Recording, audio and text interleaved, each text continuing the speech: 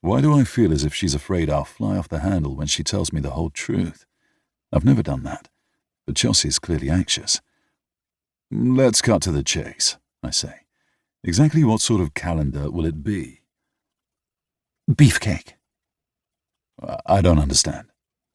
She bites her upper lip briefly, then sucks in a deep breath. Sexy half-naked men. Has my jaw dropped down to my chest? No, I think it crashed to the floor. You want me to... I can't even finish that sentence. Chelsea moves to crouch at my feet, resting her hands on my knees.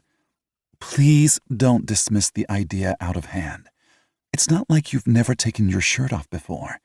During Hugh and Avery's wedding week shenanigans, you had no problem with whipping your shirt off in front of everyone at the end of the cricket match. That was different, and the Scots instigated it, not me. I got swept along in their wake. You've never been shy. Why are you bent out of shape about showing a little skin for charity? The way she's kneeling at my feet, I have an excellent view down her blouse. Its low neckline reveals enough of her cleavage that my trousers are suddenly feeling tight in the groin. I can't help that Chelsea is sexy and that my body reacts to her sensual appeal. It does not mean I'm attracted to her. We've been mates for too long to suddenly develop lust for each other. She pokes my chest. Answer my question. What was the question again? Chelsea rolls her eyes. Why are you getting weird about taking your shirt off? Because you said half naked. I do not want to take my clothes off in front of you. She studies me for a moment, and I swear I can see gears clicking away in her eyes while she figures out how to talk me into this calendar bollocks. Then she pats my thigh and smiles. I have an idea. Let's go to my studio and take a few test shots. That might make you more comfortable with the idea. I don't know. When I said half naked, I meant you would take your shirt off. That's all. Let me think about it.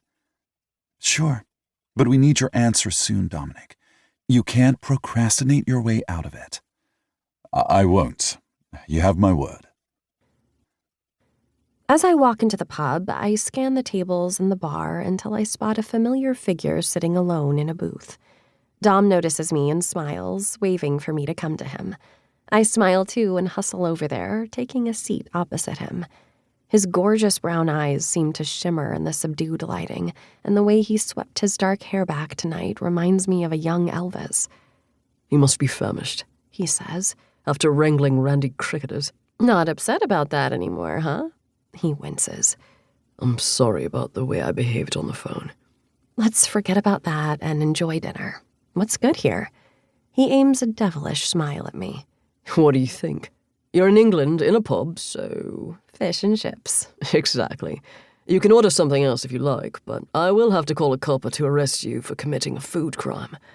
I can't help smiling as I shake my head. Well, I guess I better obey the Dom. Fish and chips it is. You know I don't care to be called the Dom anymore. I'm no longer a cricketer. Once a cricketer, always a cricketer. That's what you used to say. He sinks back against the booth and groans.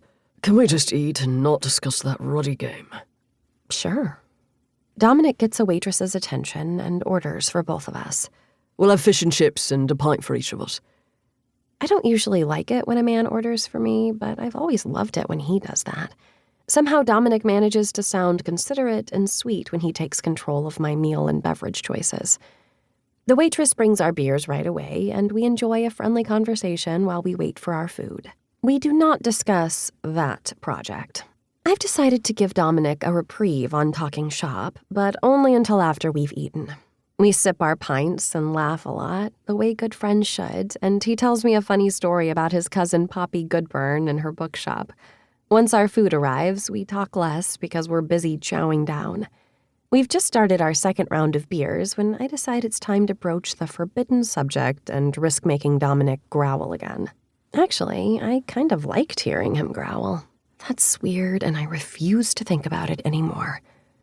"Put down the chip, Dom," I say. "We need to talk about the calendar. You can eat the rest of your fried potatoes after."